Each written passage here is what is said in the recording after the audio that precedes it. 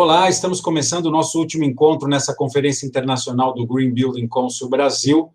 Obrigado pela presença, obrigado por estar aqui com a gente. Como vocês sabem, esse ano o evento aconteceu de forma diferente, totalmente online, né? Você pode assistir os nossos programas anteriores, checar a programação, acessar todo o conteúdo das sessões técnicas, tudo isso disponibilizado gratuitamente no nosso site, que você está vendo aí na sua tela. Hoje eu estou aqui com dois convidados também muito especiais, a Maíra Macedo, gerente técnica do GBC Brasil. Maíra, tudo bem? Tudo bem, Eduardo? Tudo bem, tudo bem. E o César Velasquez, diretor administrativo do GBC Brasil também. Oi, César. Oi, tudo bem? Tudo ótimo. No programa de hoje a gente vai falar de detalhes, técnicas, tecnologias, produtos, materiais e conceitos que fazem a diferença total nos novos ambientes projetados, né? Verdes, circulares e eficientes do ponto de vista energético e de reuso de água. Então, vamos logo começar. A primeira sessão de hoje é sobre a influência da cor nos ambientes que vivemos. Vamos assistir e depois a gente volta aqui para comentar com vocês.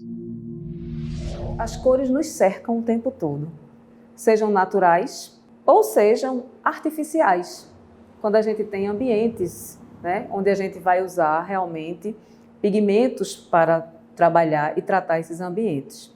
Então, o que eu quero dizer é que as cores, nós sofremos influência dessas cores a vida toda. Elas são tão importantes porque às vezes passam, inclusive, despercebidas para a gente. A gente nem percebe que está sendo influenciada pela cor. E, na verdade, estamos sendo influenciados pela cor. Quando a gente fala, então, de estudar a cor, a gente pode trabalhar e estudar sobre três aspectos. O aspecto físico, o aspecto fisiológico e o aspecto cultural. Existe um impacto psicológico das cores sobre nós, né? Ele pode ser consciente ou não. Quando a gente tem consciência, a gente pode pensar que impacto, que efeito eu quero que cause. Mas se eu não tenho consciência, eu posso tantas vezes sofrer isso e não sentir que estou sofrendo esse impacto até que venha alguém e ajude quanto a isso. Porque as cores podem nos impactar e vão mexer diretamente com as nossas emoções, com as nossas sensações, nossas ações, experiências, humor, energia, ânimo, né? Quantas vezes, às vezes, nos sentimos estimulados ou não a estudar por estar numa sala com determinada cor, né? Então, isso faz parte da nossa vida e quem trabalha com isso, né, os profissionais que trabalham com a cor devem estar atentos a como trabalhar isso, sem esquecer que é uma sensação individual. O importante é que é isso. E se é tão individual, ela pode mudar de lugar para lugar, ela pode mudar de pessoa para pessoa. Ela muda, inclusive, de momento para momento na mesma pessoa, né? Então, eu hoje posso estar me sentindo muito bem num ambiente com a cor amarela e amanhã, nesse mesmo ambiente, isso pode não me fazer tão bem se meu humor não estiver em sintonia com essa cor amarela. O uso das cores deve ser a partir de observação do contexto, né? Eu tenho que entender que contexto é esse. Por isso tudo é que a importância de entender como as cores se combinam e como elas interagem entre si. No uso das cores, a gente pode trabalhar as cores dentro de espaços fechados. A gente pode trabalhar a cor para ampliar ambientes. Então, quando eu estou falando disso, eu estou falando de tintas, por exemplo, onde eu pinto um ambiente de cor clara, eu posso causar a sensação ou dar a impressão de que esse ambiente é mais amplo do que ele realmente é. Da mesma forma que se eu usar uma cor escura, eu vou dar a impressão de que esse ambiente é menor. Vale ressaltar que a gente tem que entender que não há modelo pronto. Isso é um efeito que causa e que as pessoas podem se sentir diferentes. Tem gente que não vai sentir nunca esse efeito dessa cor, mas tem outras pessoas que vão se sentir tocadas por essas cores. Quando a gente pinta, o que a gente deve entender sempre é que é o seguinte: qualquer cor escura, ela se aproxima do observador. Então, qualquer efeito que eu queira e coloque, se eu colocar uma parede escura, eu estou trazendo para mim. Se eu colocar um teto escuro, eu estou trazendo para mim. Então, sabendo disso, né, fica mais fácil. Na hora que eu uso uma cor mais clara no teto, eu estou distanciando do observador. Ou na hora que eu tenho duas cores claras num corredor, eu estou dando uma sensação de alargar esse corredor, ao mesmo tempo que, se essas cores fossem escuras, eu vou dar a sensação de estreitamento desse corredor, né? Por mais que a gente saiba, existe a psicologia da cor, que de certa forma existe, e dizendo que azul é tranquilidade, que amarelo é luz, que vermelho é energia, o branco é a pureza, o laranja traz alegria, o violeta ligado à nobreza, o verde ligado ao bem-estar, o preto ligado ao luto. Quando a gente fala isso, a gente está falando da cor isolada e não da cor junto com outro, como é em todo canto que nós chegamos. Onde a gente estiver, a gente está vendo a cor junto com outra cor. O estudo das cores e a influência disso no nosso comportamento, nos nossos sentimentos, não foi levado muito a sério isso durante muito tempo, né? Hoje é bem diferente, é um estudo que faz parte de qualquer projeto. César, como é que você vê a importância das cores nas edificações e nos ambientes? As cores, elas influenciam a nossa maneira de ser, né? Elas mexem com as nossas emoções, né? Com as nossas sensações, com o nosso humor. Quando você fala de cores, você divide em 3 aspectos, né? O aspecto físico, que a cor é uma onda eletromagnética, né? Que nós, seres humanos, vemos uma parte dessas ondas, né? O aspecto fisiológico, né, que são as sensações, as emoções que elas nos causam, né, felicidade, alegria, calor, tristeza. E os aspectos culturais, né, os aspectos ligados à nossa criação, à nossa etnia, ao gênero, alguns símbolos sociais. Então, os profissionais que trabalham com cores, né, os arquitetos, decoradores, designers, consultores, eles devem estar muito atentos com os efeitos que as cores causam, né? Nas sensações, nas emoções dos seres humanos. A gente está aqui falando das cores, né? De como elas despertam sensações, sentimentos na gente. A combinação de cores também, né? Esse estudo é um estudo bem complexo, né, César? Sim, as cores, geralmente, elas estão acompanhadas, né? Tem uma combinação de cores. Então, por exemplo, você pega uma marca Sherwin-Williams, a paleta de cores que eles têm, ela é uma paleta muito grande, né? Então, tem muitas opções. Então, é importante aquela pessoa que vai trabalhar com as cores, ela tem que estar atenta, né? Qual é o efeito desejado? O que ela deseja naquele ambiente? Ampliar, alongar, estreitar, destacar algum lugar, né? Por mais que nós saibamos os efeitos psicológicos que as cores nos trazem, elas sempre estão juntas umas com as outras, né? E a gente precisa estar atento com os efeitos que essas combinações trazem. Exatamente. Assim, dando alguns exemplos, né, em relação ao impacto da cor no ambiente interno, por exemplo, algumas redes de fast food, elas acabam utilizando muito a cor vermelha. Por quê? O vermelho, ele acaba causando uma sensação de pressa em quem está ocupando esses estabelecimentos, como, por exemplo, o McDonald's, né? E a intenção é que tenha um giro maior de pessoas e que as pessoas não fiquem ali almoçando por muito tempo.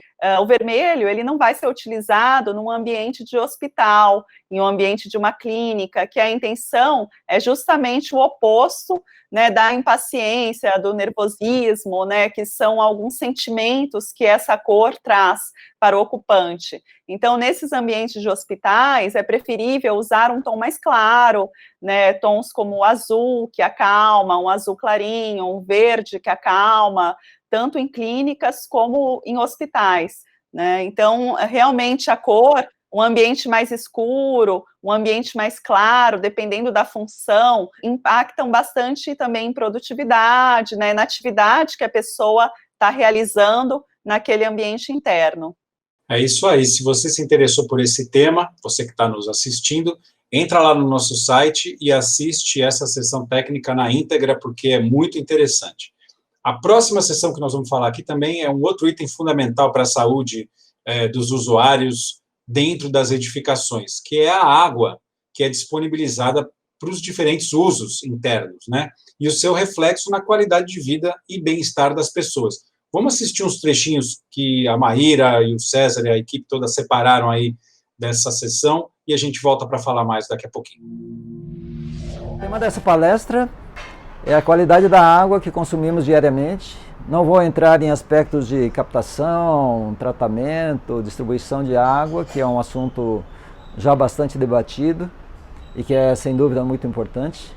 Mas o nosso foco é como processar a água para que o usuário final, numa empresa ou numa residência, num consultório, numa entidade governamental, possa usufruir de todos os benefícios de uma água de altíssima qualidade, talvez a água ideal para consumo, para que a gente possa ter a saúde de maneira natural, como deveria ser, através de hidratação correta, fortalecimento de nosso corpo, para que a gente fique protegido de doenças, infecções, vírus e até pandemias, como a gente está vivendo no momento atual.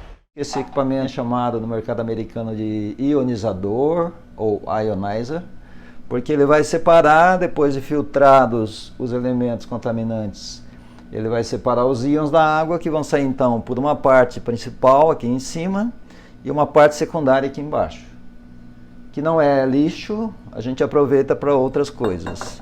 O que caracteriza uma água boa, em geral, se você perguntar para um especialista em água, são basicamente 5 parâmetros. O primeiro é o sabor e o cheiro, inodoro e insípido. O segundo é o pH, que tem a ver com alcalinidade e acidez.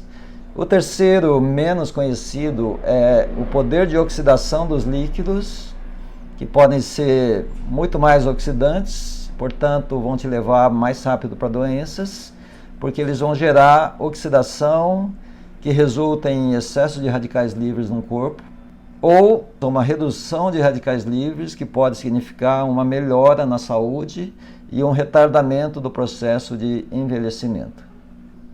O parâmetro oxidação, que é um parâmetro menos conhecido, é um parâmetro que se pode notar na prática numa maçã que se corte e deixa o ar, numa fruta, numa verdura, ou a gente pode medir num aparelhinho como esse, que tem um sensor e um display, e ele vai medir o poder de oxidação ou antioxidação dos líquidos ou das comidas e até do ar, que é o que eu estou medindo agora nesse momento.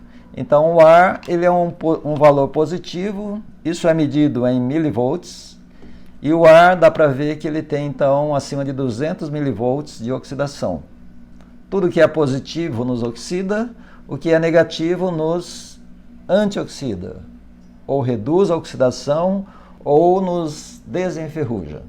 E líquidos que sejam antioxidante negativos, também chamado de ORP, Oxidizing Reduction Potential em inglês, negativo significa envelhecimento retardado ou um verdadeiro rejuvenescimento de uma pessoa ou de qualquer ser vivo. O segundo parâmetro, talvez até mais conhecido, dos líquidos que são importantes para a gente é algo comumente chamado de pH, ou poder hidrogeniônico dos líquidos, comidas e ambientes, né, o ar, que é o pH. O pH, ele normalmente pode ser medido também com um aparelho, mas nesse nosso exemplo a gente vai fazer um teste através de cores, usando um reagente como esse, que é um reagente de fenolftaleína, que eu vou colocar algumas gotas nesses líquidos para a gente ver ou verificar qual é o pH, se ele é um ácido ou alcalino.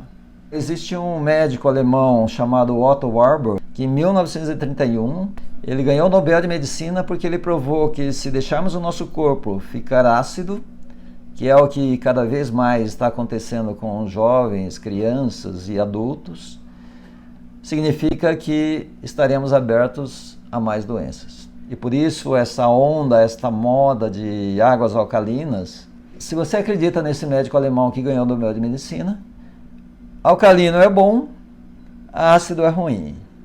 A pergunta que surge é, se adotarmos uma tecnologia como essa nas empresas, nas residências, nos consultórios, igrejas, etc., quanto tempo esse usuário ficaria para o lado alcalino, para o lado saudável da vida? Bom, a água é um tema vital e, ao mesmo tempo, passa um pouco despercebido, né? É aquela água que a gente abre ali a torneira e nem se atenta muito, né? Mas para os projetos Zero Energy, esse é um item fundamental e que vem ganhando atenção e novos estudos a cada dia. Aí pergunto, Maíra, em que sentido a água que é oferecida e utilizada numa edificação contribui para a qualidade do projeto?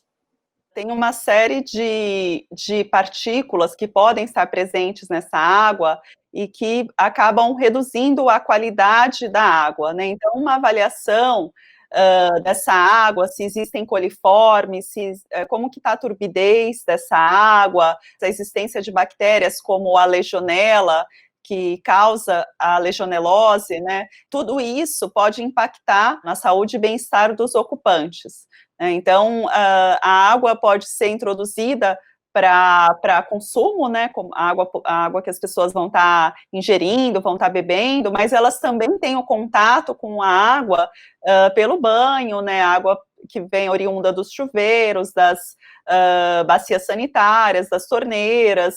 Então, ela precisa ser tratada porque ela pode causar doenças como a legionelose.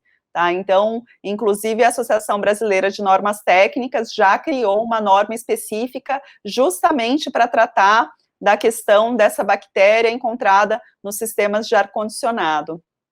Na palestra também foi abordado ali o aspecto da sustentabilidade e da biossegurança, que é um aspecto aí de importância cada vez mais relevante diante da experiência recente que a gente está tendo aí com as contaminações pandêmicas, né? César, como é que a tecnologia está mudando essa realidade para trazer mais segurança quando a gente fala de água, por exemplo? O ser humano ele é composto aproximadamente 70% de água.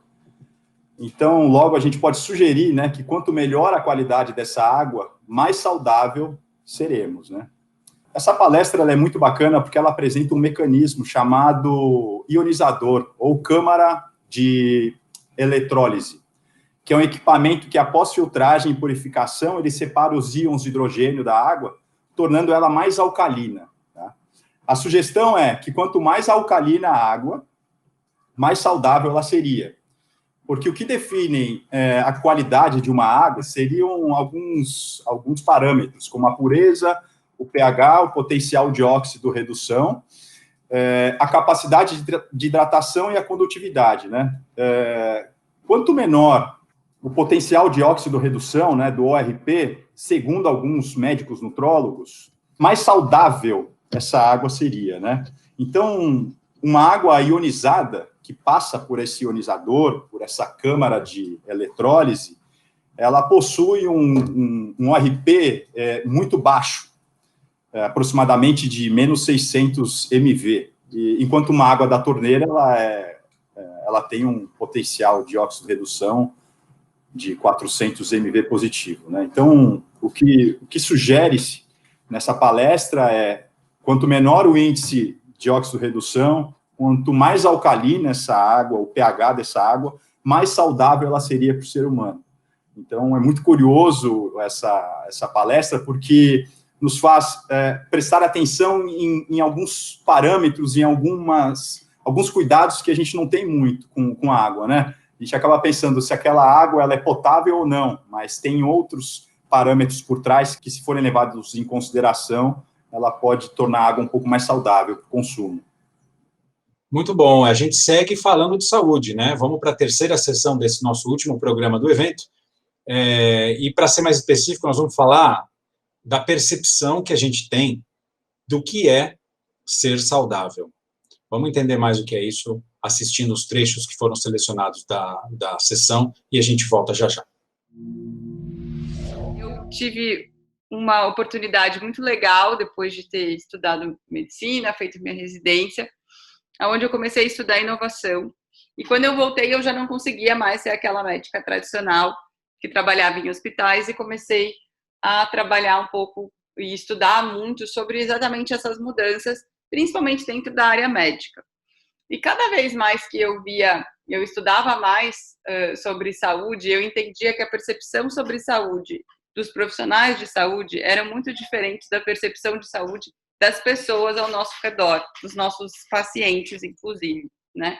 A gente sempre pensou em saúde como algo que trata doenças, e acho que a sociedade em si nunca pensou tanto em ter mais saúde. E isso até para a gente que é médico se tornou uma pergunta difícil. A gente não foi treinado para dar mais saúde, a gente foi treinado para tentar tirar a doença. E eu comecei a trabalhar muito com a ideia de que a gente precisava criar novos formatos, novas tecnologias, novos produtos, novos serviços, e trabalhei muitos anos com consultoria de inovação voltada muito para a saúde. E eu sempre acreditei muito numa frase que a melhor forma da gente prever o futuro é a gente criar o futuro que a gente quer. Porque o futuro é imprevisível, mas nós podemos criar aquilo que nós queremos desenvolver com responsabilidade da consequência que a gente quer nesse futuro desse mundo. E eu comecei a entender uma oportunidade muito legal. Quando a gente fala sobre saúde, a definição de saúde da Organização Mundial da Saúde, ela define que saúde é um estado completo de bem-estar biopsicossocial e não apenas ausência de doença. Quando eu me deparei dentro dessa oportunidade de dizer que com o meu conhecimento de saúde, estudando sempre saúde pública, onde a gente sempre colocou a responsabilidade sobre isso no governo, né? A construção de uma cidade, o urbanismo, ser um planejamento urbano, isso sempre está muito associado a uma questão mais macro. Quando a gente pensa, poxa, mas quem que constrói as cidades? Quem constrói as cidades são os pequenos incorporadores do mundo inteiro, né? Cada prédio, cada bloco, cada quadra, aquilo tudo é construído, a forma como as pessoas vivem, a forma como elas vão conviver, o trabalho, a forma como elas caminham, a forma como elas consomem, isso tudo vai ser muito determinado pela forma como nós construímos as cidades.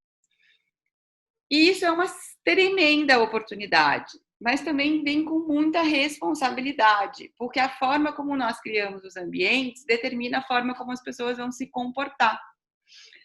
Nós podemos melhorar isso, né? A gente aqui na G7 trabalha muito alinhada com os objetivos do milênio, né? Que são as ODS, que a gente chama, que é como a gente acredita que a gente pode melhorar, fazer uma agenda positiva até 2030. Então, a gente faz da nossa forma pequenininha, né? De um trabalho de formiguinha, mas que a gente está sempre treinado nessas 17 ODS que existem. E muito alinhado com isso está essa forma de pensar a construção, né? Então, aplicando estratégias de redução de emissão de carbono, ajudar a estimular o uso de um transporte mais ativo e do transporte público, você trazer novas formas de cozinhar, o cuidado, né, no risco de trabalho, levar água potável para mais gente. Eu entendi que se a gente começar a reverberar essa reflexão para os tomadores de decisão, que são todos vocês que estão nos assistindo aqui, talvez a gente crie uma agenda positiva onde cada leguinho, cada bloquinho que a gente está construindo nas cidades, independente de qual é o padrão que a gente está falando de construção, a gente começa a criar uma reflexão que contagia todo mundo, que leva todo mundo a considerar saúde e bem-estar como uma premissa de construção e não só a eficiência do projeto, né? Se a gente pensar, as pessoas passam de 85% a 90% do tempo delas dentro dos lugares onde a gente constrói, né? Ou elas estão em casa ou elas estão no trabalho. E agora, talvez a pandemia tenha vindo com uma grande onda de aviso de que isso é uma verdade, onde a gente vê o mercado imobiliário se tornando o grande protagonista até da reflexão sobre o Covid e a pandemia. como eu vivo, aonde eu vivo, o que eu preciso, como é que eu me relaciono, como a minha casa permite que eu me relacione melhor ou pior com a minha família, né? Quem são as pessoas, o que entra na minha casa, o que sai da minha casa, como eu vivo, a importância do escritório. Tudo isso é uma reflexão que mostra que realmente o ambiente onde nós vivemos é responsável pela forma como nós vivemos e o resultado da saúde que eu tenho. Porque as pessoas estão dispostas a pagar para viver em lugares que fornecem para ela acesso a itens, né, que podem melhorar a forma como elas vivem. Quando a gente fala sobre sustentabilidade, a própria certificação de sustentabilidade já garante, né, uma arquitetura muito bem desenvolvida, muito bem desenhada, muito bem aproveitada, que gera um reflexo já imediato em prédios que trazem o bem-estar como sua premissa, né? Mas acho que a ideia de hoje é mais pensar que saúde é uma coisa de todo mundo, né? Talvez o mercado de luxo seja o responsável por ser a gotinha de água que vai gerar essa reverberação e dizer, olha, é possível pensar em construção a partir da premissa do bem-estar individual e coletivo, né? Talvez isso seja uma tendência e talvez isso exija uma adaptação de projeto rápido ou incorporação de tecnologias que ainda são um pouco mais caras no mercado. Pode ser, mas se a gente cria isso como tendência dentro do mercado, isso reverbera e se democratiza. E a gente passa a ter projetos, como na questão de sustentabilidade, onde a Minha Casa Minha Vida se torna um projeto mais eficiente, né, a partir do momento que ele implementa os conceitos de sustentabilidade para aquela construção. E assim nós vamos construindo o mundo que a gente quer criar. Maíra, como é que você vê a relação entre saúde e as certificações do GBC e edificações sustentáveis como um todo? Qual a relação entre essas duas coisas? Existe um impacto muito grande da edificação para o bem-estar e para a saúde das pessoas que vão utilizar esses edifícios, né? Então, é muito importante tratar da qualidade do ambiente interno. E as edificações sustentáveis e que estão num processo de certificação, que estão certificadas, existem algumas estratégias específicas para a qualidade do ambiente interno. Então, é necessário um cuidado com o conforto térmico, com o conforto luminoso, ou seja, a iluminação precisa ter um equilíbrio, incluindo também o conforto acústico, a questão da biofilia, que é a relação homem-natureza, é a relação que aquele ocupante vai ter dentro daquele edifício com o verde. Então, todas essas questões são tratadas nessas ferramentas de certificação. Um outro exemplo de estratégia que eu gostaria de colocar e que está totalmente linkado com esse momento atual que a gente está vivendo é a qualidade interna do ar, né? Então, existem algumas partículas que são emitidas por materiais instalados nesses ambientes de forma permanente, por tintas, próprio mobiliário, adesivos, selantes, que ficam no ar e que a gente nem percebe. São os compostos orgânicos voláteis que são emitidos por esses materiais e que vão se instalando dentro do nosso organismo e que, ao longo do tempo, vão impactar no nosso bem-estar e na nossa saúde.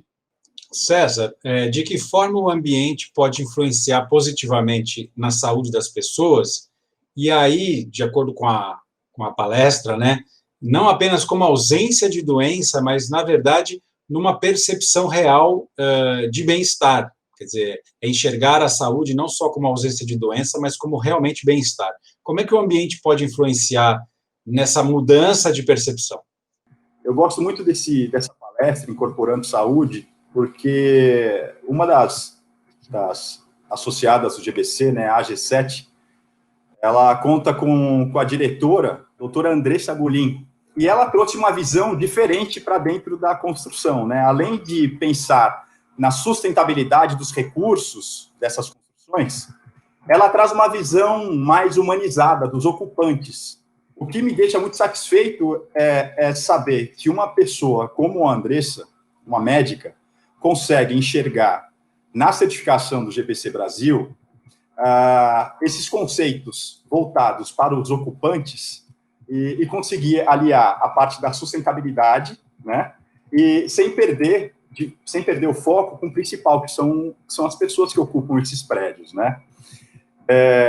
A gente tem que estar sempre pensando em como melhorar a vida das pessoas, né, como é que a gente pode fazer uma agenda positiva, né, como pensar essa construção de uma maneira mais saudável, né? Esses conceitos voltados para os ocupantes e conseguir aliar a parte da sustentabilidade, né? E sem perder o foco com o principal, que são as pessoas que ocupam esses prédios, né? Tem um estudo que fala que as pessoas hoje em dia elas estão dispostas a pagar mais por ambientes mais sustentáveis, né? Então elas estão dispostas, né, a pagar um pouquinho mais para viver em lugares que oferecem itens que podem melhorar a maneira como elas vivem. Então, estimulando uma caminhada, estimulando o contato com a natureza, estimulando a atividade física, o cuidado com a saúde, o viver, né, em comunidade. Então, é uma palestra que consegue nos trazer uma visão de construção além da sustentabilidade. Construções que são saudáveis para as pessoas que as ocupam, entendeu? Maíra, o GBC já tem uma certificação específica para arquiteturas que privilegiam o bem-estar? Sim, nós temos a certificação GBC Brasil Casa e Condomínio, a qual ela vai tangenciar a questão de saúde, bem-estar e de conforto em todos os créditos da ferramenta, e vai ter um capítulo específico sobre a qualidade do ambiente interno, que vai tratar questões como conforto térmico, acústico, luminoso, qualidade do ar. Inclusive, a gente está lançando essa certificação agora no nosso evento. E essa ferramenta, ela tem um peso, né, para cada tema, né, e 40% dela está relacionada à questão de saúde, bem-estar e conforto das pessoas que ocupam esse ambiente interno, seja um apartamento residencial ou uma residência. Então, ela vai trazer uma série de diretrizes, inclusive algumas questões também muito atuais, que a gente teve a necessidade de criar com base nesse momento de isolamento social, de pandemia que estamos vivendo. Então, ela requer ambientes adaptáveis, flexíveis, né? Requer também a possibilidade da pessoa que mora nessa casa ou nesse apartamento estar realizando atividades físicas, algumas medidas também para controlar as partículas contaminantes que chegam do ambiente exterior para o ambiente interno. Então, essas diretrizes, elas são muito importantes nesse sentido. A gente teve como base, para a criação dessa ferramenta, vários estudos científicos, as normas relacionadas aos diversos temas pertinentes e também outras ferramentas de certificação já existentes, tais como o GBC Casa e Condomínio, a certificação WELL Building Standard e a certificação Fitwel. E a gente também se baseou nos princípios de Objetivos de Desenvolvimento Sustentáveis da ONU, nos ODS, e também nos princípios do Better Places for People, que é um comitê do World GBC, criado justamente para discutir e para desenvolvimento de estudo de melhores lugares para as pessoas. A certificação do GBC Brasil, ela já garante, né, uma arquitetura bem resolvida para prédios que trazem o bem-estar, a qualidade de vida, o conforto em sua premissa. E a gente tem consciência que a saúde é para todos, né, e que talvez o mercado de luxo seja o protagonista desse movimento. Mas se o mercado da construção abraçar essa tendência de ficar dar mais importância ao usuário, ao conforto, qualidade de vida desse ocupante, projetos mais populares como Minha Casa Minha Vida, eles podem vir a se tornar uma realidade, sendo construídos e projetados com mais saúde, com mais atenção ao bem-estar dos ocupantes. A gente tem até um caso de certificação GBC Brasil Condomínio, Minha Casa e Minha Vida, né, Maíra? Sim, a gente tem tanto o projeto registrado, né, como o certificado, né, no Minha Casa Minha Vida. Então, a gente teve recentemente a certificação do Edifício Pinhais, que é um projeto baixo padrão, né, Minha Casa Minha Vida, e temos outros projetos em processo da certificação, em vias de certificar. São exemplos de que o baixo padrão também consegue uma certificação, também consegue ser sustentável, que não é necessário um investimento muito grande para a edificação se tornar sustentável e ser mais confortável para os ocupantes. Temos um outro exemplo como o Terramundi, em Goiânia, que inclusive foi o primeiro condomínio certificado no Brasil, é um baixo padrão. Muito bem, muito bem. Lembrando que quem quiser saber mais sobre esse assunto, é só entrar no nosso site, que o endereço está aí, e assistir a sessão técnica na íntegra. O conteúdo está todo lá. E seguindo agora com mais uma sessão, a gente vai falar da Casa Tânia Trajano, que recebeu em janeiro desse ano, janeiro de 2020, o selo ouro do GBC Brasil. Projeto muito interessante. Vamos ver do que se trata.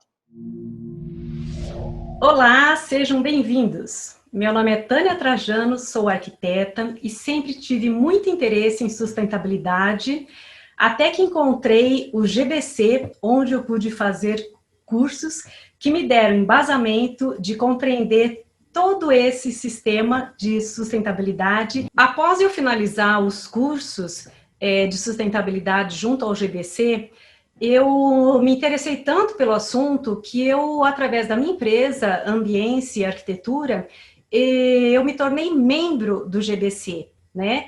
Para realmente fazer parte de todo esse processo, de todo esse movimento de sustentabilidade. Algumas imagens aí que demonstram como que a luz natural se distribui uniformemente dentro desse ambiente da sala, criando assim não só o aspecto da redução de iluminação, que conversando com a Tânia, ela explicou que praticamente não acende as lâmpadas durante o dia, mas também tem o aspecto qualitativo e todos os benefícios que a luz natural traz, e nesse caso a luz difusa, né? Que é a luz que não causa problemas de aquecimento. Essas duas imagens mostram também isso. Quanto ao paisagismo, não poderia ter outra cara se não tivesse uma pegada sustentável também. Trabalhar com as plantas nativas e espécies da região, adaptadas ao regime de chuva, foi fantástico, pois além de criarmos um jardim que se adaptasse muito rápido ao local, podemos resgatar de volta toda uma biodiversidade de aves e insetos. Para proporcionar privacidade e um conforto térmico maior na casa, trabalhamos com árvores como os ipês, eritrina, tataré e a paineira rosa, também o palmito jussara. A casa também apresenta um jardim com vários tipos de bromélias e helicônias de Mata Atlântica, que também se adaptaram bem ao jardim. Já a grama, tivemos o cuidado de trabalhar com uma espécie que não fosse invasora, e optamos pela grama batatais, que também é nativa. Uma construção sustentável é como se fosse um ser vivo, né? Ele é composto de diversas partes e você precisa de todas essas partes, e essas partes precisam estar funcionando bem juntas. Então, é uma maneira diferente de trabalhar. A gente teve muita sorte que o pessoal do nosso time, esse time que a Tânia ajudou a montar, é um pessoal muito bacana e muito assim, interessado em fazer coisas novas, né? Porque é uma coisa muito nova. E aí a gente também certificou essa casa. Essa casa é certificada pelo referencial GBC Brasil Casa. A casa foi certificada com nível ouro. O que eu devo considerar para ter uma casa sustentável? Então, a certificação, ela te dá esses parâmetros. Então, é um processo muito interessante. A certificação, ela foi elaborada, uma participação voluntária de diversos profissionais do mercado. Então, você tem os melhores profissionais da área de energia, da área de saneamento, de água, arquitetos que trabalham com materiais específicos, reciclados e tudo mais. Essas pessoas contribuíram para a certificação, para a elaboração da certificação e a elaboração desses parâmetros. Então, você pode ter certeza que quando você procura um imóvel e ele for certificado, você tem certeza que você está comprando um produto que é sustentável. coisa que eu gosto de salientar é que a experiência de todos os operários da obra, desde o pedreiro, ajudante, encanador, eletricista, os terceiros, foi muito bacana no sentido de uma conscientização com o meio ambiente, tá? Nós demos vários cursos para eles, onde colocar o resíduo, separação de todo esse resíduo, o canteiro de obra sempre limpo, sem jogar papel. Para os fumantes tinha um ambiente, um espaço reservado para jogar as bitucas, porque queira ou não, tudo isso você está poluindo o meio ambiente, né? E isso foi um fator multiplicador para esses operários. Depois que nós terminamos a obra, a Casa da Tânia, eles estão locados em outras obras e nós percebemos todos, assim, o pessoal que cuidou desse processo de gestão, que o comportamento deles é diferente, né? A gente chega numa obra que não é certificada, mas eles continuam com esses critérios e essa educação que eles tiveram ali no processo, né? Todos os resíduos separados dentro de uma possibilidade de espaço, é claro. Na casa da dona Tânia, nós tivemos a oportunidade de ter um lote de apoio, onde a gente conseguiu fazer baia de madeira, o espaço do metal, os bags que nós compramos para separar o papel, papelão, plástico, tudo separado. E, inclusive, esse pessoal, às vezes, por falta de espaço, nos cobra de conseguir com essa conscientização. E a gente está procurando fazer isso nas obras, mesmo sem ser certificado. César, como é que foi o processo de certificação da Casa Tânia Trajano? Eu gosto muito da história e dessa sessão educacional, porque a Tânia Trajano, ela fez os cursos do GBC Brasil, depois ela se tornou associada ao GBC Brasil, e quando construiu a residência, ela buscou a certificação residencial do GBC Brasil. Isso que é muito legal nesse caso da residência, da Casa Tânia Trajano. Exatamente, essa residência, ela está localizada no interior de São Paulo, na cidade de Campinas. É uma casa que tem 500 metros quadrados de área construída, e aplicou uma série de estratégias de sustentabilidade para conseguir a certificação. Então, um número muito significativo foi a redução que essa casa conseguiu na parte de energia, tá? Utilizando tanto estratégias passivas de arquitetura, né, com o uso dos brises, uma malha vertical de brises para proteção solar, mas também com o uso de sistema fotovoltaico para geração de energia elétrica. Então, ela conseguiu reduzir quase 90%, 88% do consumo de energia elétrica. Na parte de água, ela conseguiu reduzir o consumo de água potável, utilizando equipamentos, torneiras, metais, chuveiros, bacias sanitárias mais eficientes, com uma vazão máxima de 6 litros por minuto, né? Então, são alguns exemplos de estratégias que essa casa utilizou para conseguir a certificação GBC Brasil Casa. E Maíra, tudo isso que você falou mostra que esse é um projeto multidisciplinar, né? Integra várias técnicas, várias áreas, né? Qual a importância desse tipo de approach aí, de estratégia, para alcançar os objetivos pré-estabelecidos no projeto e ter sucesso? Uma casa sustentável, ela tem que envolver uma série de estratégias, ela não pode focar apenas na questão de energia, por exemplo, né? Então, ela também utilizou madeira, 100% da madeira legalizada.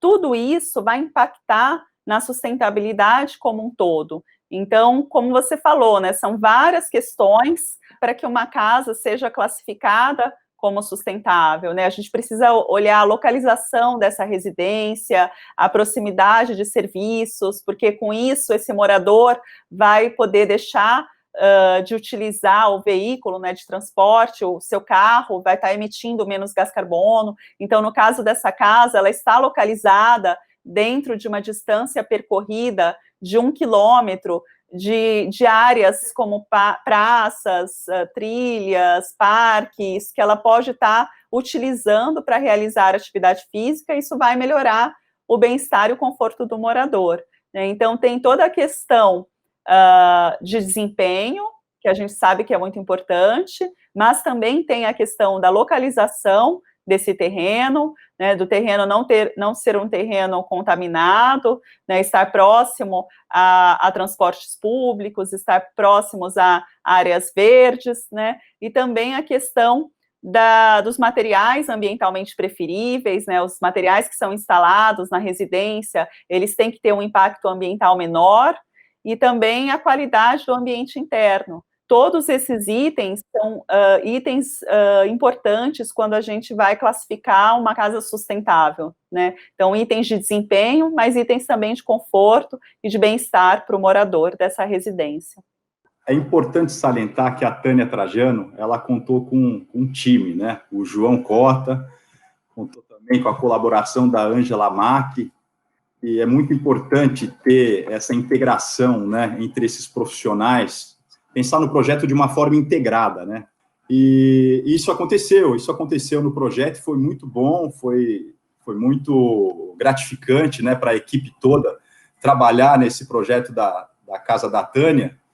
E uma coisa muito bacana que foi observada é que a equipe dos trabalhadores, né, trabalhadores da obra, que colocaram a mão na massa, eles estão aplicando, né, replicando esses ensinamentos e princípios sustentáveis que eles aprenderam na construção da Casa Trajano em outras obras. Então, eles incorporaram essas boas práticas. E é muito interessante porque você vê a certificação como um agente multiplicador de conhecimento.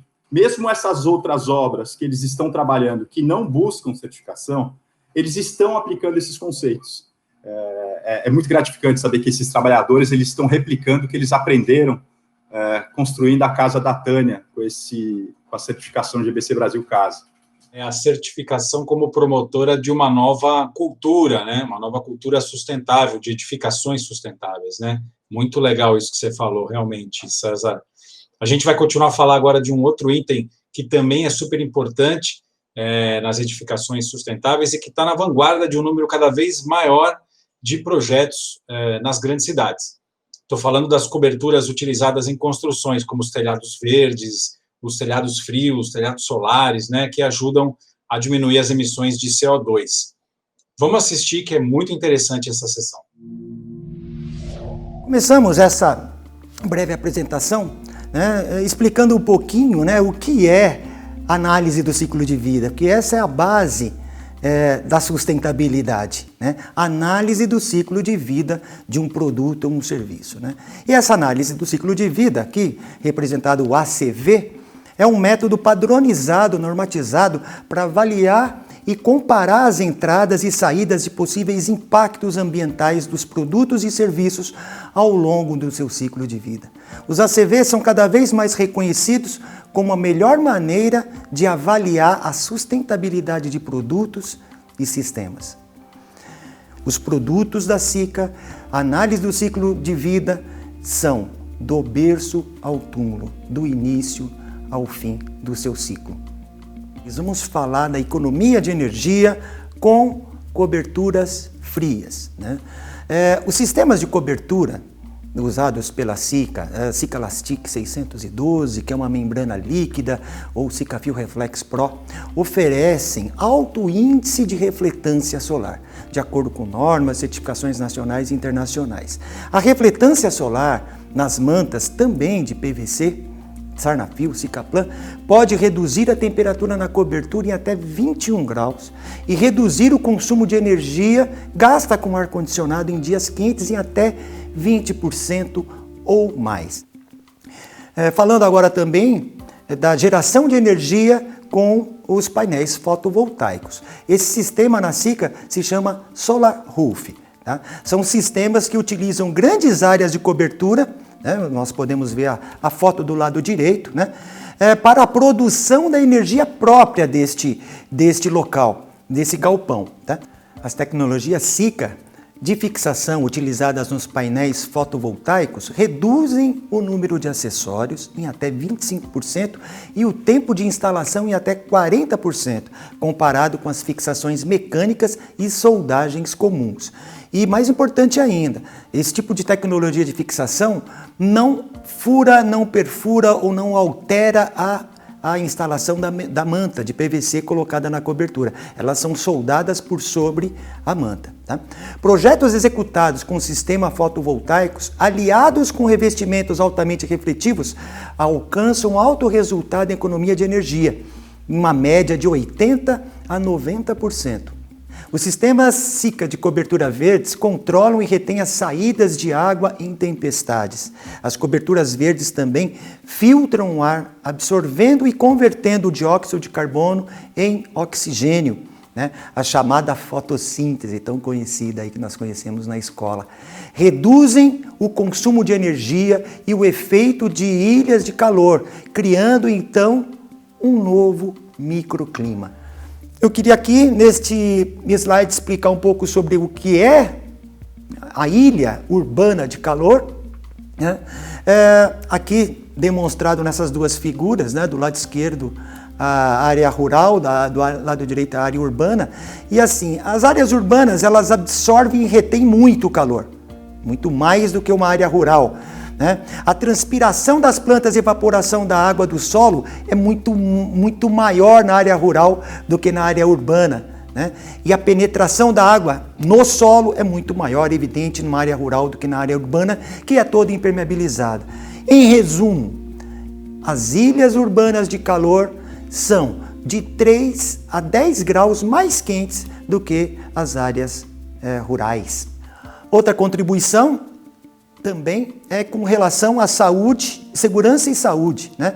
Produtos que têm baixo odor, baixo cheiro e são livres de VOC.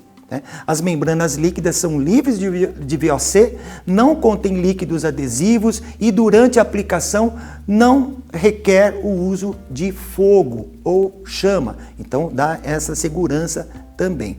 As membranas líquidas são de fácil manuseio e aplicação, é eficiente e segura. Né? Não são prejudiciais à saúde na produção, aplicação e no uso. Tá? São livres de solvente, como eu falei, reduzem a emissão de odores, são ótimas para aplicação e recuperação de coberturas. A SICA utiliza os conhecimentos que ela tem sobre os benefícios das membranas de alta refletividade e da boa resistência térmica dos materiais isolantes, o cálculo comparativo de redução de custo operacional de energia de edifícios com uma cobertura térmica ou refletiva.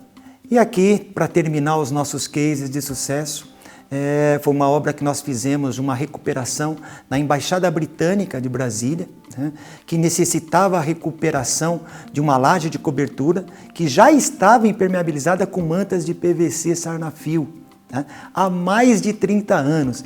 A manta que existia lá era a nossa manta, que já havia sido instalada há 30 anos atrás, que estava em bom aspecto, porém tinha algumas perfurações causadas por outras interferências, antenas, por manutenções incorretas que foram feitas ao longo desses 30 anos, né? E nós chegamos com a tecnologia, a Embaixada Britânica, não, eu quero a mesma tecnologia, quero dar sequência. Aplicamos os mesmos produtos Sarnafil da SICA nesta obra de recuperação. A única foto que nós temos aí foi essa foto externa, né? Porque não era permitido fotografar a obra como um todo, mas ficou num aspecto sensacional essa obra e deu certo também. Esse é um tema que eu gosto muito, que são os telhados verdes, né? Os telhados que ajudam aí a diminuir as emissões de CO2. Acho fascinante esse tema. Né? A gente sabe que a questão do aquecimento global se tornou vital e está em todo lugar atualmente, né? E os telhados nas grandes cidades podem ter um papel fundamental aí na diminuição da temperatura das metrópoles, né? Telhados verdes, por exemplo, né? Por que esse assunto ainda não se tornou uma pauta mais popular, por exemplo, César? Bom, além dos telhados verdes, né, a SICA, que é membro do GBC há muito tempo, uma empresa química centenária, né? Ela foi fundada em 1910, veio para o Brasil em 1934, e ela é muito preocupada com a sustentabilidade, né? O lema deles é mais valor e menos impacto, para você ter ideia. Ela tem uma gama de produtos, de coberturas, que vai além da cobertura verde. ela tem, por exemplo, painel fotovoltaico para cobertura, que produz energia, ela tem cobertura verde, né, que entre seus benefícios, a filtragem do ar, controlam e retém a saída da água, em chuvas, né, chuvas fortes ou tempestades, ela colabora na redução do consumo da energia, ela reduz o efeito de ilha de calor, criando um novo microclima, né, além da fabricação, né, de sistema de cobertura fria, com alta refletância, que pode chegar a uma economia de energia até 20%, e redução de temperatura nessa cobertura, né, em até 21 graus. Então, a cobertura, ela passa a ser um protagonista, né, dentro desse mundo de construção sustentável. É verdade, né? É uma outra maneira de olhar para um pedaço, né, da edificação que as pessoas nunca deram grandes importâncias, especialmente pelo lado de fora, né? Você pensava do lado de dentro, o forro, etc., mas do lado de fora a pessoa nunca pensava que aquilo ali poderia ter realmente alguma utilidade prática, né? Maíra, como é que você vê as vantagens desse tipo de telhado? Ele falou dos painéis fotovoltaicos e dos telhados verdes. Como é que você vê isso no contexto das grandes cidades, aí, das grandes metrópoles? As coberturas, as edificações, elas têm um papel fundamental. É como se fosse a pele, né? Além das paredes, a cobertura faz parte da envoltória. Então, toda a troca térmica, a inércia térmica do ambiente externo com o interno vai se dar por essa pele da edificação, que envolve as paredes e a cobertura. Então, essas vedações, elas têm que estar muito bem feitas, em termos de projeto, em termos de soluções construtivas, e o telhado verde e as coberturas, as superfícies frias, as impermeabilizações, elas têm um papel fundamental. Como o César colocou, ela é capaz de reduzir o fenômeno ilha de calor, né, nos centros urbanos, que são massas térmicas de calor por conta da falta de vegetação, por exemplo, nesses centros. Além disso, a gente tem também as superfícies frias, né, que têm um índice de refletância solar menor do que as superfícies quentes, que também são fundamentais nesse processo para a redução do fenômeno ilha de calor. Tá? E também as vedações, que protegem de infiltração, né? Então, além da questão térmica, tem toda a questão da umidade, né? Então, de chuvas, esse telhado ele vai estar totalmente voltado para todas as condições climáticas, as intempéries daquela cidade. Então, uma boa impermeabilização pode evitar uma série de problemas futuros, de infiltração de água dentro dessas edificações, né? Então, por isso, a importância de uma boa vedação dessas edificações e residências. É isso aí, muito legal. Se você também se interessa por esse tema como eu, entra aí no nosso site, o endereço está aí para você, e assiste essa sessão técnica na íntegra. Muito informativa, muito interessante mesmo. E a gente agora segue para a última sessão do nosso último dia do evento, e a gente vai falar de um assunto muito importante, que é saber como é que os materiais vêm sendo adaptados e desenvolvidos para atender às certificações e às exigências do mercado. Vamos lá, vamos dar uma assistida e a gente volta já para comentar. Bom, eu já começo aqui com alguns números que, de fato, chamam a atenção e nos fazem perceber a importância e a relevância da gente pensar que tipo de material que a gente está utilizando nas nossas construções e entendendo, tentando ter em mente sempre o ciclo de vida, né? Porque ele, apesar de ele é um produto que está dentro de uma embalagem e ele tem um uso útil, tempo de vida útil para em seguida ser descartado. Então, hoje no Brasil, só para a gente ter uma ideia de números, de acordo com o último panorama de resíduos divulgado pela Brelp do ano de 2018, o Brasil gerou 71 milhões de toneladas aproximadas de resíduos no ano de 2018. 3.331 municípios com coleta ou destinação inadequada, que acabam indo parar em locais inadequados, como rios ou áreas verdes, ou mesmo descartados em áreas dentro das cidades. 29 milhões de toneladas de resíduos enviadas a lixões e aterros controlados no ano. E já trazendo para a construção civil, nós temos aí uma ordem de 122 mil toneladas de resíduos dia coletados pelos municípios. Então, para a gente ter uma ideia da magnitude e da importância da gente pensar o material que nós estamos utilizando e todo o processo produtivo, a cadeia. Aproximadamente 30% das emissões globais de gases de efeito estufa estão relacionadas ao setor da construção civil. Mais de 200 mil pessoas mudam por dia para centros urbanos, então estão aí precisando de mais espaço, mais materiais para se construir habitações, construir locais de trabalho. De 25% a 40% da energia global é consumida por edifícios, por edificações. Houve um aumento na taxa de 3 vezes o número de acidentes ou desastres naturais ocorridos nos últimos anos. 3 bilhões de toneladas de materiais são consumidas por ano. Então, nós, quanto consumidores, as empresas, consumimos em torno de 3 bilhões de toneladas de materiais, né? E praticamente 50% do consumo do aço do mundo está voltado ao setor da construção civil. E além de toda a questão de desafios, a gente tem algumas oportunidades, né? A pesquisa do IBOP também do ano de 2015, que foi relacionada a consumo, fez entrevista com várias pessoas e avaliou que 40% dos consumidores pagariam mais por itens ecologicamente corretos. Então, vou falar aqui, como eu já citei antes, do capítulo de materiais e recursos, em específico de 4 créditos. O crédito 1, de redução no impacto do ciclo de vida da edificação, crédito 2, que está no conjunto de 3 créditos que serão os seguintes, de transparência e otimização do produto. Então, o primeiro é o de EPD, né, são as Environmental Product Declarations. Em seguida, o crédito que trata da origem, suprimento de matérias-primas, quais são as características desses materiais. E, por fim, ingredientes de materiais, que está preocupado com a composição, que tipo de ingredientes de substâncias estão sendo utilizadas no produto. A grande intenção da certificação com esse crédito é de encorajar o uso de produtos que possuam avaliação do ciclo de vida, né, disponíveis e comprovadas, preferencialmente por terceiras partes. Lá na frente eu vou mostrar o bônus que se tem por ter uma avaliação por uma entidade terceira, que garanta a conformidade, a confiança nos dados que estão sendo repassados. Né?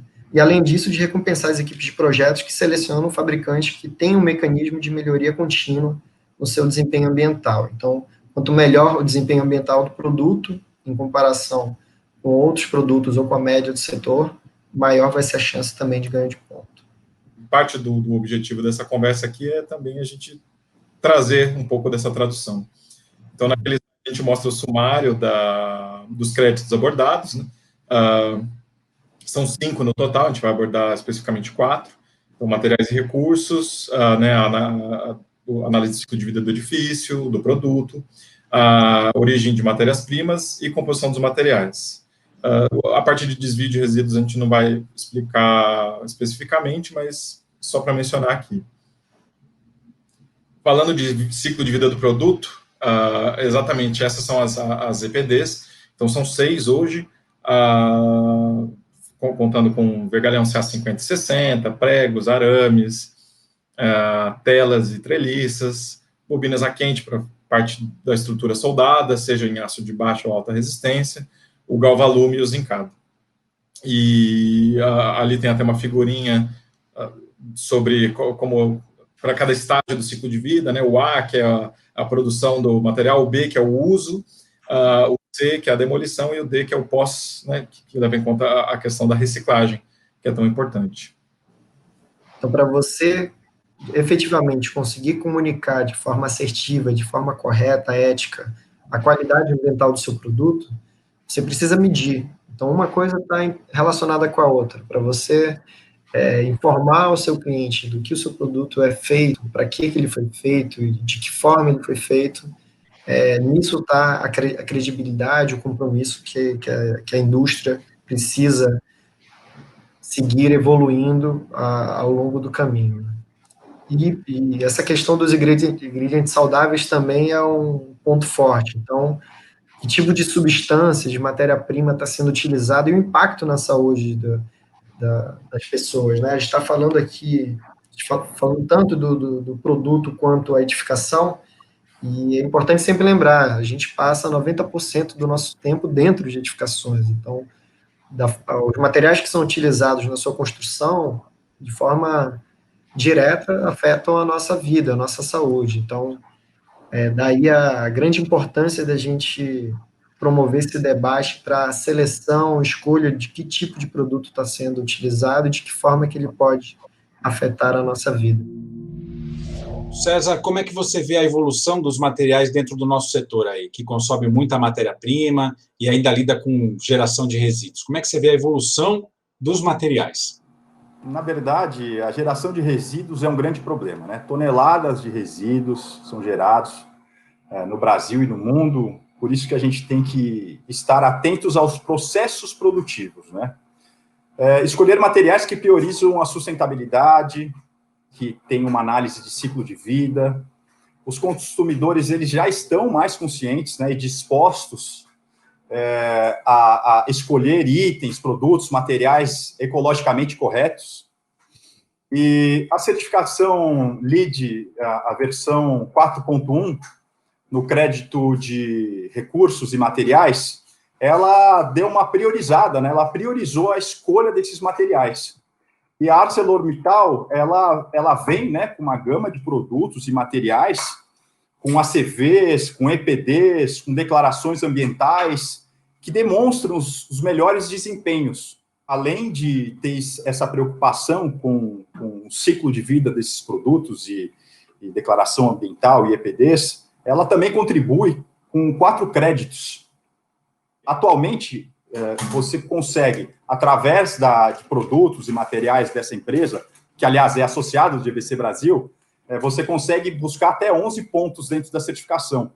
Então, é muito importante estar atento a quais materiais você está utilizando e se esses materiais têm uma análise bem minuciosa, né, dos impactos que elas causam na nossa vida, na nossa natureza, no planeta, né?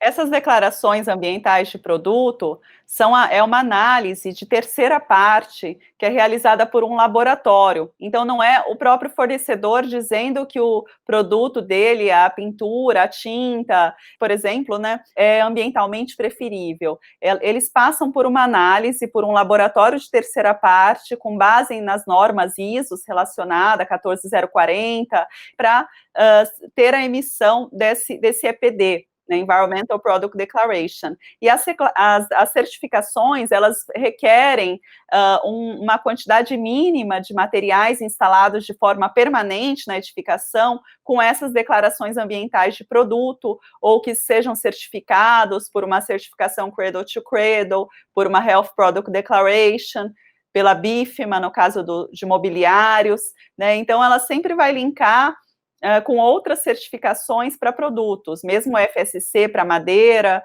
tá? Então, a gente percebe que elas acabam elevando a barra do mercado e os produtores, os fabricantes desses materiais acabam adequando os seus produtos para que eles possam ter esses EPDs, essas declarações ambientais, para que eles possam fornecer o seu produto para esse nicho de mercado que busca uma certificação. É importante a empresa ter uma comunicação transparente, informar o consumidor de uma maneira clara, né, para que ele possa fazer uma escolha melhor. É fácil a gente fazer uma analogia com a indústria da alimentação, né, com os ingredientes nos rótulos. Foi possível a população, né, escolher o que vai comprar, o que vai comer, né, comer de uma maneira mais saudável. E como os materiais nos afetam, né, diretamente, já que a gente passa tanto tempo dentro de espaços construídos, é importante a gente ter essas informações claras para a gente poder escolher de uma maneira melhor e poder ter ambientes construídos mais saudáveis, né? Então, nada mais justo do que a gente ter uma comunicação transparente e nada melhor do que as declarações ambientais, EPDs, análises, para que a gente possa ter uma terceira parte validando aquilo que a empresa mostra, né, e divulga de seus produtos. Muito bem. E com isso, estamos chegando ao fim do programa de hoje e ao fim também dessa semana cheia de conteúdo e de debates interessantes para o nosso setor. Queria agradecer demais a participação aqui hoje dos nossos convidados, Maíra Macedo, gerente técnica do Green Building Council Brasil. Obrigado, Maíra. Obrigada, Eduardo. E o César Velasquez, diretor administrativo do Green Building Council Brasil também. Obrigado a vocês, foi um prazer estar aqui. E a gente fica por aqui. Espero que vocês tenham gostado do evento do Green Building Council Brasil este ano.